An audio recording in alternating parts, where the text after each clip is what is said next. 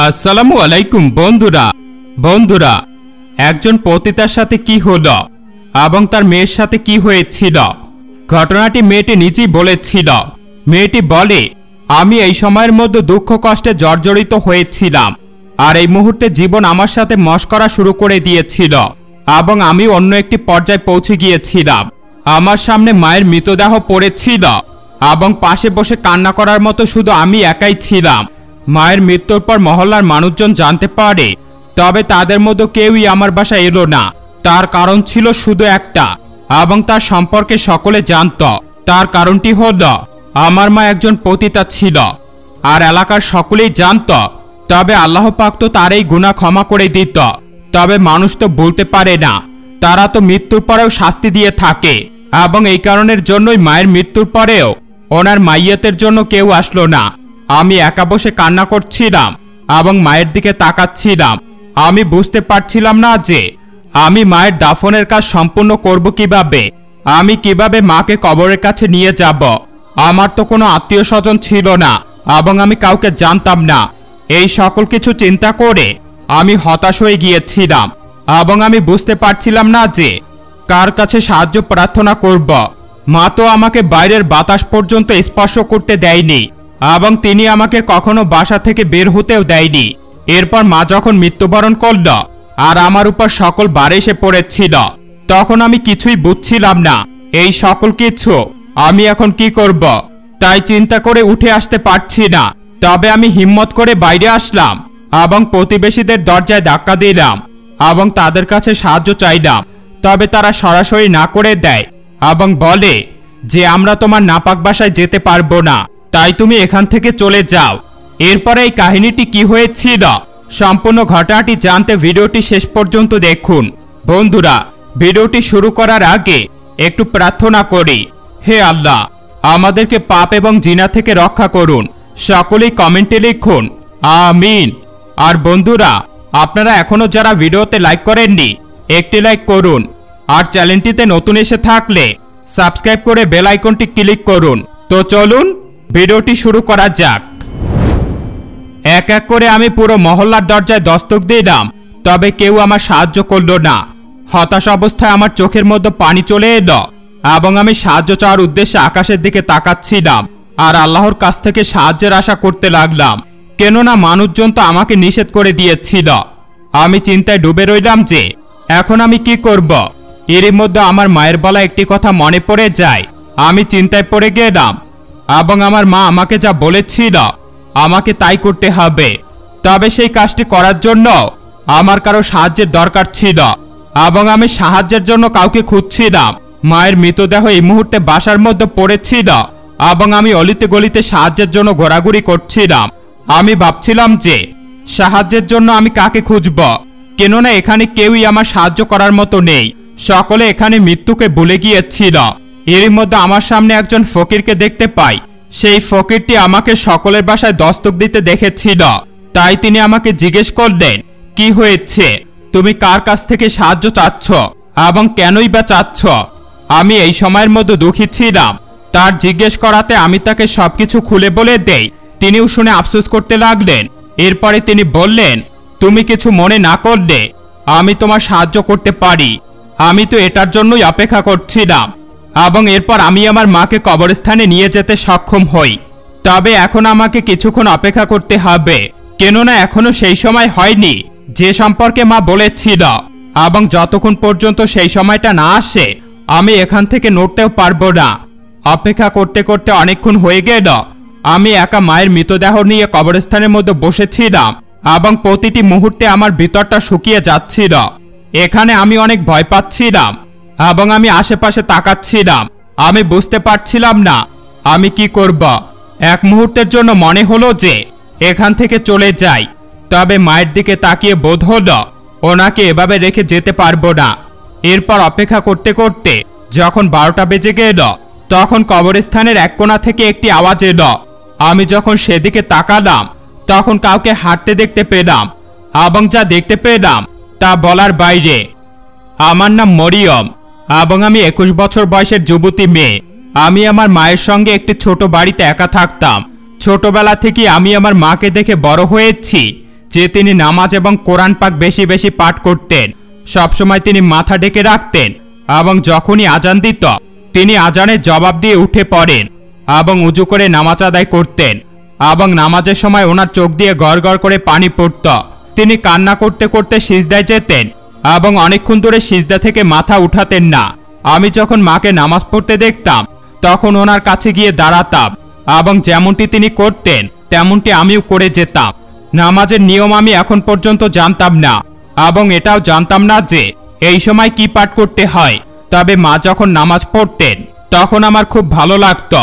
এ কারণে আমি ওড়না দিয়ে দাঁড়িয়ে যেতাম এবং এই কারণে ছোটবেলা থেকে আমার নামাজ পড়ার অভ্যাস হয়ে যায় এবং আমিও মায়ের মতো নামাজ আদায় করতাম।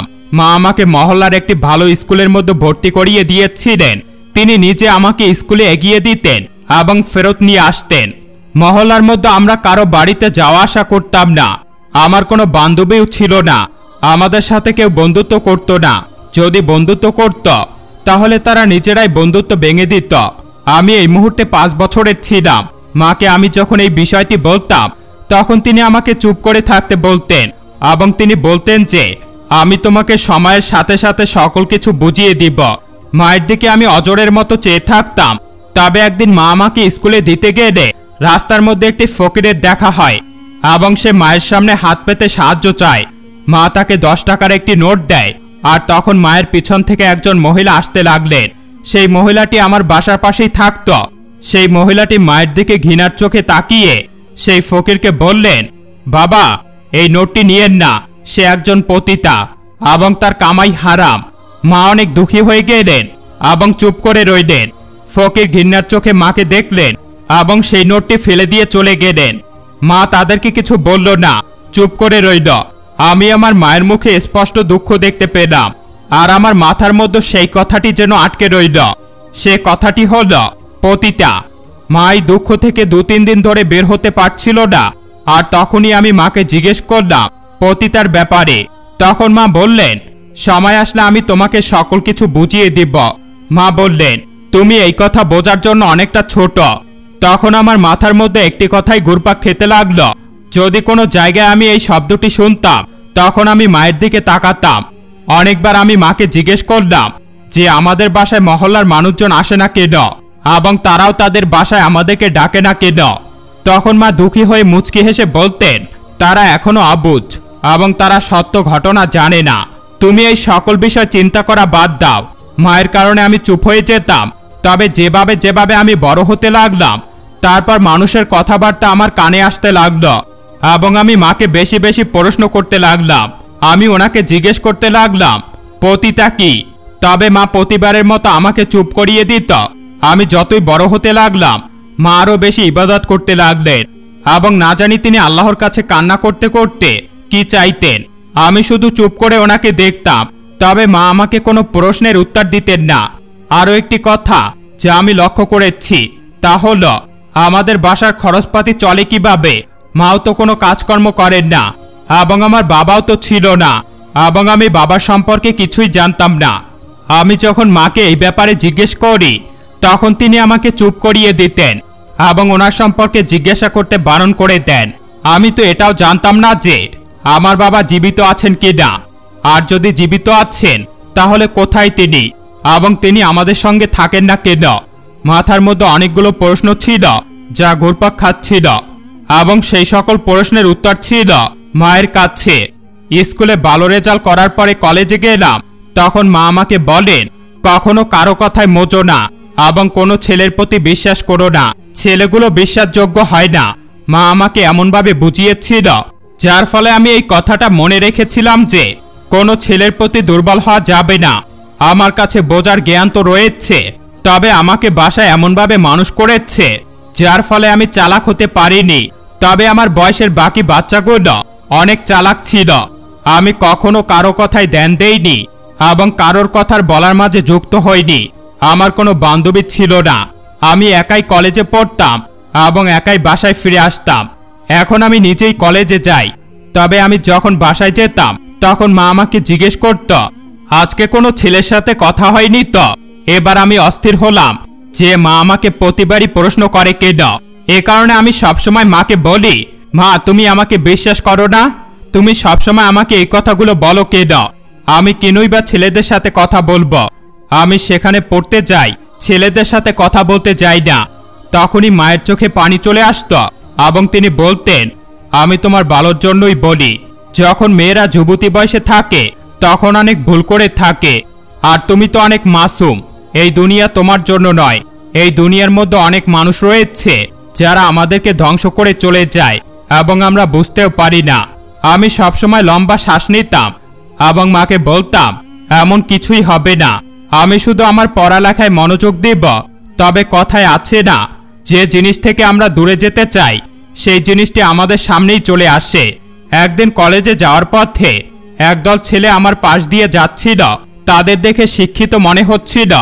তাদের মধ্যে একজন ছেলের নজর আমার উপরে পড়ে এবং আমার নজর তার উপরে পড়ে। ছেলেটি অনেক সুন্দর ছিল এবং হ্যান্ডসাম ছিল এবং দেখে ধনী পরিবারের ছেলে মনে হচ্ছিল। আমি তাকে এক নজর শুধু দেখেছিলাম, তবে না জানি কেন তার খেয়াল আমার মাথা থেকে যাচ্ছিলই না। আমি সারাদিন তার চেহারার কথা ভাবতে লাগলাম। মা আমাকে সবসময় সকল জিনিস থেকে দূরে থাকতে বলতো, তাই আমি এটা মানতাম না যে আমি কারো উপর বিশ্বাস করব না। সেই ছেলেটি বারবার আমাকে দেখত এবং আমি আমার নজর ফিরিয়ে নিতাম, তবে লজ্জায় আমার মুখ লাল হয়ে যেত। সেদিনও আমি বাসায় ফিরলাম, তবে মনে হচ্ছিল যে আমার দিকে এখনো সেই ছেলেটি তাকিয়ে রয়েছে। আমি বারবার আমার চেহারা লুকাতাম, তো কখনো বালিশের নিচে মুখ লুকিয়ে রাখতাম। আমার ভাবভঙ্গি বদলে গিয়েছিল। আমি আমার রুমের মধ্যে সেই ছেলের কথা চিন্তা করে মুচকি মুচকি হাসি দিলাম। আমি বুঝতে পারিনি যে মা কখন রুমে চলে এসেছিল এবং সে বলতে লাগলেন, মরিয়ম, সবকিছু ঠিক আছে তো? বারবার শুধু মুচকি হাসি দিচ্ছ। মায়ের আন্দাজ এমন ছিল যার ফলে আমার আত্মা কেঁপে উঠল। আমি ধরপড় করে উঠে বসলাম এবং বললাম, না মা, তেমন কিছুই নয়, শুধু খেয়াল করছিলাম। মা বলল, কি খেয়াল করছো? আমাকেও তো বলো। মা এরপর আমার সামনে বসে পড়ল। আমি ওনাকে কি বলতাম? যা সত্য ঘটনা তা তো আমি বলতে পারবো না। আমি মিথ্যা কথা বলতে পারতাম না, তবে অনেক চেষ্টার পর আমি মিথ্যা কথা মাকে বললাম। আমি বললাম, আজকে ক্লাসের মধ্যে একটি মেয়ে পড়ে গিয়েছিল, তার কথা খেয়াল করেই আমি হাসাহাসি করছি। এই কথা শুনে আমার মা বলল, এটা তো খারাপ জিনিস, কাউকে নিয়ে হাসি ঠাট্টা করা ঠিক নয়। যদি কাউকে নিয়ে হাসি ঠাট্টা করো তাহলে সে অনেক কষ্ট পায়। আমি মাকে বললাম, আমাকে ক্ষমা করে দাও, এরপর থেকে আমি এমন কিছুই করব না। মা বলল, ঠিক আছে, এবং এরপর আমাকে খাবারের জন্য আসতে বলে চলে গেলেন। আমি সুখের নিঃশ্বাস নিলাম, কেননা অনেক কষ্টে আমি আমার মাকে সামলে নিয়েছিলাম।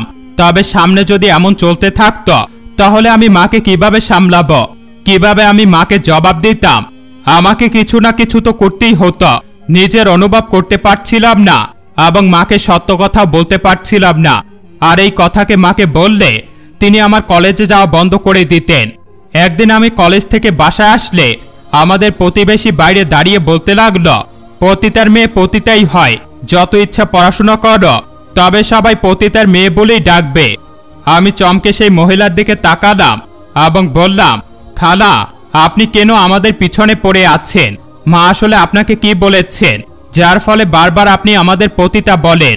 তখনই তিনি আমার কাছে এলেন এবং বলতে লাগলেন, যদি আমার কথা বিশ্বাস না হয় তাহলে একবার গিয়ে তোমার মাকে জিজ্ঞেস করো যে সে কি পতিতা নয়, সে কি পুরুষদের জৈবনজ্বালা মেটায় না। এগুলো কোনো কথাই ছিল না, কিছুর প্রহার যা আমাদের মনের মধ্যে লাগছিল। আমি চিন্তা করলাম, যা কিছু হোক না কেন আজকে আমি সকল কিছু জেনেই ছাড়ব। এরপর আমি মায়ের কাছে গেলাম এবং রাগের কারণে আমার শ্বাস ফুলে গিয়েছিল। দরজা খুলে মা আমাকে দেখে বললেন, কি হয়েছে? সব ঠিকঠাক আছে তো? আমি রাগের বশত আমার বই ব্যাগ সোফার উপর ছুঁড়ে মারলাম এবং অন্য সোফাতে আমি গিয়ে বসে পড়লাম। মা আমার এই অবস্থা প্রথমবার দেখেছিলেন।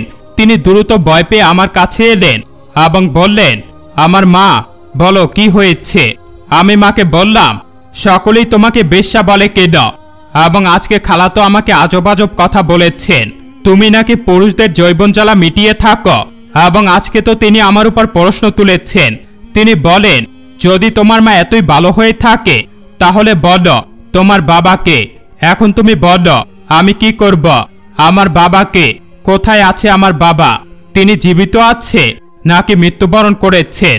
তুমি তো বলেছিলে যে সময়ের সাথে সাথে তুমি সবকিছু বলবে, তবে তুমি আমাকে কখনো কিছুই বলনি। আমি যখনই কোনো প্রশ্ন করতাম তুমি আমাকে চুপ করিয়ে দিতে। এবার আমাকে বলো, সত্য কি? মা আমার কথা চোখ খুলে শুনছিলেন, আর আমার চোখ দিয়ে পানি পড়ছিল। মা আমাকে চুপ করাতে যাচ্ছিলেন, তবে তার হিম্মত হচ্ছিল না আমাকে চুপ করানোর। তিনি বলতে লাগলেন, আমি তোমাকে এখন কিছুই বলতে পারবো না, কারণ আমি তোমাকে হারাতে চাই না। আমি জানি যখন তুমি সত্য জানতে পারবে তখন তুমি আমাকে ঘৃণা করতে শুরু করবে, যেমনটা পুরো দুনিয়া করে থাকে। তবে সেই সকল কিছুতে আমার কোনো দোষও ছিল না। হ্যাঁ, আমার শুধু এতটুকুই গুনাহ ছিল যে আমি আমার বাবা মায়ের কথা শুনিনি, ওনাদের কাছ থেকে মিথ্যা বলে লুকিয়ে একটি গুনাহ করেছিলাম, যা শাস্তি আমি পুরো জীবনে পেয়েছি এবং এখনো তা ভোগ করছি। তবে আমি চাই তুমি যেন এরকম জীবন অতিবাহিত না করো, তাই আমি তোমাকে বারবার নিষেধ করি। আমি মাকে বললাম, কেমন গুনাহ? মা বলল, এখন তুমি অনেক ছোট আছো, আমি তোমার মধ্যে বোঝা ঢেলে দিতে চাই না। তোমার বিয়ে আমি একটি ভালো পরিবারে করাতে চাই, এরপর আমি তোমাকে সকল ঘটনা খুলে বলবো। আমি মাকে বললাম, যতক্ষণ না আমি সত্য জানব ততক্ষণ পর্যন্ত আমি পড়াশোনা করব না। মা চিন্তিত হয়ে বলতে লাগলো, এটা কেমন কাজ? এমন কাজ করবে না। আমি চিৎকার করে বলতে লাগলাম, যতক্ষণ পর্যন্ত না সত্য সামনে আসবে এই দুনিয়ার মানুষ এমন কথা বলতেই থাকবে। মা কান্না করতে লাগলেন এবং বলতে লাগলেন, যদি আমি তোমাকে এই কথাগুলো বলতে পারতাম তাহলে ভালোই হতো। মায়ের কান্না দেখে আমারও খারাপ লাগতে লাগলো। এ কারণে আমি লম্বা শ্বাস নিয়ে চোখের পানি মুছে ওনাকে জড়িয়ে ধরলাম এবং বললাম, ঠিক আছে, যখন তোমার ভালো মনে হবে তখন বলো। মা আমাকে এই কথা অনেক সময় বলতো, আমার মৃত্যু হলে আমার জানাজাতে কেউ আসবে না, তাই তুমি আমাকে কবরস্থানে নিয়ে যেও এবং রাত 12টার পর আমার জানাজা পড়ানো হয়ে যাবে। আমার সবসময় মায়ের কথায় অবাক লাগতো। আমি মাকে বলতাম, এমন কথা বলো না, আর যদি এমন কথা বলো তাহলে আমাকে এর কারণ বলো, যে তোমার এত বিশ্বাস কিভাবে হলো যে তোমার জানাজা পড়ানো হবে। মা মুচকি হেসে বলতেন, আমার নজরে আছে, আমি তাই তোমাকে বলছি। আমি প্রায় মাকে বলতাম যে, মা, আমরা এই জায়গা ছেড়ে অন্য কোথাও চলে যাই। মা বলতো, এই বাসা ছেড়ে আমরা কই বা যাব? আমাদের কাছে অন্য কোনো ঠিকানা নেই এবং অর্ধেক জীবন পার হয়ে গিয়েছে বিদায় মা এখান থেকে আর কোথাও যেতে চাচ্ছিলেন না। তবে মা আমাকে সত্য ঘটনা বলতো না এবং এরপর থেকে ভালোবাসার উপর আমার বিশ্বাস উঠে যায়। যখন মা বলল উনি ওনার যুবতীকালে একজন ছেলেকে ভালোবাসতেন, ওনাকে ওনার মা অনেক বুঝিয়েছিলেন, তবে মা সেই ভালোবাসায় ডুবে গিয়েছিল। যেমনভাবে আমি বর্তমান ভালোবাসা দেখতে পাচ্ছিলাম, মা সেই ছেলেকে বিয়ে করতে চেয়েছিলেন। ফলে সেই ছেলে সুযোগ উঠিয়ে মাকে ফাঁসিয়ে সকল স্বর্ণ গহনা নিয়ে পালিয়ে যায় এবং মা একা হয়ে গিয়েছিল এবং বাড়ি থেকে বের হয়ে গিয়েছিল। তাই তিনি আর কোথায় যেতেন? এই ছেলেটি আমার সকল জিনিসপত্র নিয়ে একটি পতিতালয়ে রেখে আসেন এবং সেখানে মাকে বিক্রি করে দিয়েছিলেন। সেই ছেলেটি যাওয়ার 2 সপ্তাহ পর মা গর্ভবতী হয়েছিলেন এবং এরপর একজন ব্যক্তি মাকে সেখান থেকে কেরাই করে নিয়েছিলেন এবং ওনাকে স্বাধীন করে দিয়েছিলেন। হয়তোবা মাকে আল্লাহ পাক তা ক্ষমা করে দিয়েছিলেন, যেভাবে তিনি কান্না করতে করতে দোয়া করতেন। তবে মায়ের জীবনের পথ আরো কঠিন হয়ে গিয়েছিল। মানুষকে নানা কথার উত্তর দিতে হতো। তিনি এরপর ওনার বাবা মায়ের কাছে ফিরে যান। আমার নানি অনেক বৃদ্ধ হয়ে গিয়েছিল, ফলে তারা আমাকে ক্ষমা করে দিয়েছিলেন। তারা যখন মায়ের হাতে একটি মেয়ে সন্তান দেখতে পারলেন তখন তাদের অনেক মায়া হলো, আর সেই বাচ্চাটি আমিই ছিলাম। নানা নানি মানুষের খোঁটা সহ্য করতে না পেরে এই দুনিয়া ছেড়ে চলে যান। এরপর মা আমাকে পালন করেন এবং মানুষের কথা শোনেন। তিনি সবসময় আমার উপর নজর রাখতেন, যাতে করে ওনার সাথে যা ঘটেছিল তা যেন আমার সঙ্গে না ঘটে। তবে আল্লাহ পাক কারো কারো উপর পরীক্ষা দিয়ে থাকেন, যার ফলে আমার মায়ের যে পরীক্ষা নিয়েছিলেন তার কারণে আমি সুখে মানুষ হয়েছি। আমি মাকে ওয়াদা করলাম যে তিনি যেখানে বলবেন আমি সেখানেই বিয়ে করব। আমি কলেজে যাওয়া বন্ধ করে দিলাম এবং বাসায় বসে পরীক্ষার প্রস্তুতি নিতে লাগলাম। হঠাৎ একদিন মা অসুস্থ হয়ে পড়লেন। মা বলেন, আমার কাছে বেশি সময় নেই, কেননা ওনাকে একটি ভয়ঙ্কর রোগ ধরেছিলেন। সেই রোগ আগে থেকেই ছিল, তবে তার ফল এখন দেখতে পাওয়া যাচ্ছিল। মা বিছানায় পড়ে গেলেন এবং আমি সবসময় ওনার কাছে থাকতাম, ওনার খেদমত করতাম এবং কান্না করতাম এবং বলতাম, মা আমাকে একা ছেড়ে যেও না। একদিন মায়ের আজব আওয়াজ শুনে আমি জাগনা হয়ে গেলাম। উঠে দেখলাম যে ওনার জিহ্বা বের হয়ে আছে। আমি চিৎকার করে মাকে ডাকতে লাগলাম, তবে মা সাড়া দিচ্ছিল না। মা এই দুনিয়া ছেড়ে চলে গিয়েছিলেন এবং ওনার যাওয়াতে আমার পুরো দুনিয়া কেঁপে উঠেছিল। সকল মহল্লার মানুষজন জানতে পারল, তবে কেউ ওনার চেহারা পর্যন্ত দেখতে আসলেন না। এরপর আমি একজন ফকিরের সাহায্যে কবরস্থানে নিয়ে গেলাম। যেমনটা মা বলেছিলেন যে ওনার জানাজাতে কেউ আসবে না, তেমনটাই হলো। আমি সেই মানুষের সাহায্যে কবরস্থানে নিয়ে গেলাম এবং অপেক্ষা করতে লাগলাম। যখন 12টা বেজে গেল তখন একদল লোক আসতে লাগলো। আর যখন আমি তাদেরকে দেখলাম তখন আমার হুঁশ উড়িয়ে দিয়েছিল, কেননা সেই লোকগুলো পতিতালয়ের মানুষ ছিল।